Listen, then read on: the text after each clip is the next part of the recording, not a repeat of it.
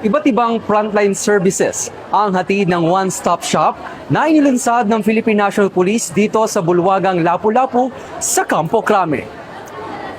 Bilang bahagi ng pagdiriwang ng ika-31st anniversary ng Police Community Relations Month, inilapit ng Philippine National Police ang iba't ibang frontline services at serbisyong medikal sa mga PNP personnel at kanilang mga pamilya sa pamamagitan ng one-stop shop of frontline services na ginanap sa Campo Crame, Quezon City.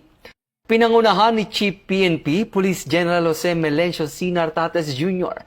ang aktibidad kasama si Deputy Chief PNP for Administration, Police Lieutenant General Bernard M. Banac, mga opisyal ng OLC-FI sa pangunguna ni Mrs. Mary Rose Nartates, ang advisor ng OLC-FI, Director for Police Community Relations, Police Major General Augustus Alba, Police Brigadier General Bina Guzman, ang direktor ng PICA-G at iba pang matataas na opisyal ng PNP. Nagandog ang aktibidad ng iba't ibang serbisyong medikal, konsultasyon, pagsusuri sa kalusugan at iba pang frontline services mula sa iba't ibang tanggapan ng PNP at mga katuwang na ahensya ng pamahalaan.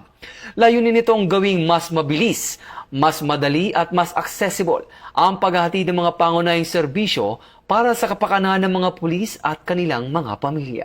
The Department of Health, Metro Manila Center for Health Development, together with the Quezon City Health Department, andito po kami ngayon sa Campo Crame upang magbigay ng serbisyo sa ating mga kapulisan at sa kanilang pamilya.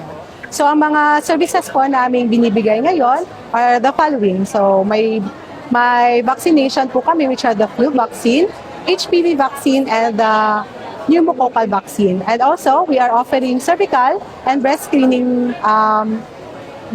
po para sa ating mga kababaihan. Also, we are offering po HIV and TB screening. So, nagpapasalamat din po kami sa PNP dahil naimbitahan po kami dito upang magbigay ng serbisyo para sa ating kapulisan. At kung may mga katanungan po kayo, pwede po sa inyong mga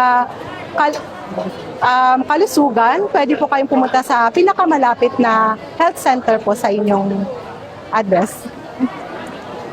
Ang naturang programa ay sumasalamin sa patuloy na pagsusulong ng organisasyon ng isang makatao at malasakit na serbisyo upang mapalakas ang ugnayan ng komunidad at higit pang mapangalagaan ang kapakanan ng bawat membro ng organisasyon.